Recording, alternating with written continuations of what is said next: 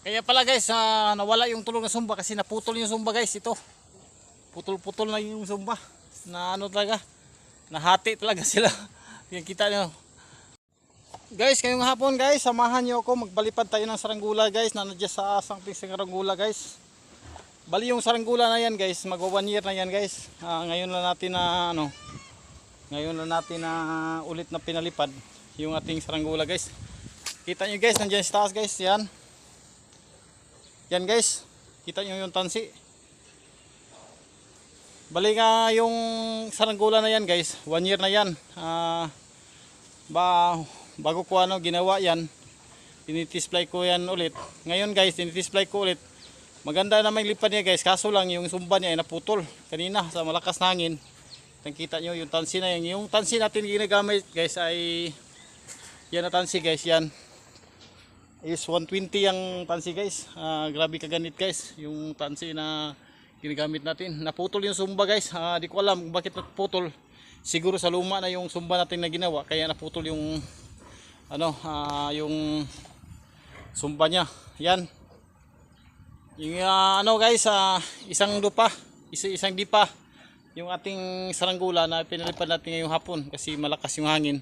Kitang-kita niyo sa ating likuran, gumagalaw yung mga puno diyan sa ating likuran. Kaya nagsipan ko paliparin ulit yung ating ginagawa na na saranggula. Maganda 'yon dito paliparan mga kapalipad.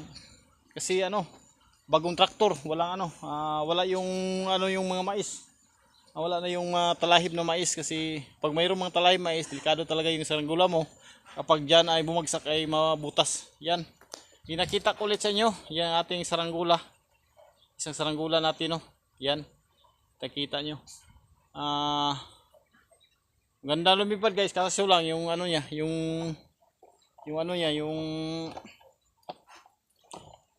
yung sumba niya ay naputol. Siguro sa kalumaan na guys yung sumba Siguro sa kalumaan na yung sumba ay naputol talaga. Siguro sa tagal natin itong hindi napalipad. Okay lang. Naputol siya. Gawaan natin to ng ulit naman ng sumba guys. Ngayon ibaba naman natin to guys kasi hapon na talaga.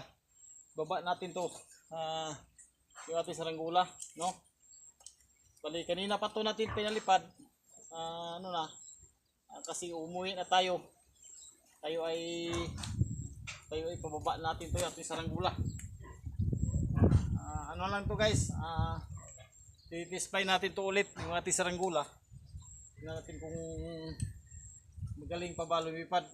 Okay naman lumipad guys, walang problema yung palipad niya. Problema lang yung sumba ay naputol. Hindi ko alam kung ano nangyari, ba't naputol yung sumba niya. Grabe guys, ang ganit talaga yung ating saranggula tingnan nyo, napakaganit. Kita nyo yan yan, kita nyo yan yung natin hindi ko alam dragonfly ba yung ating ginagawa or ba, lamok ba or bubuyog. Baba natin to guys kasi hapon na sabayan nyo ako dito pagbaba natin para tingnan natin kung anong nangyari sa sumba niya.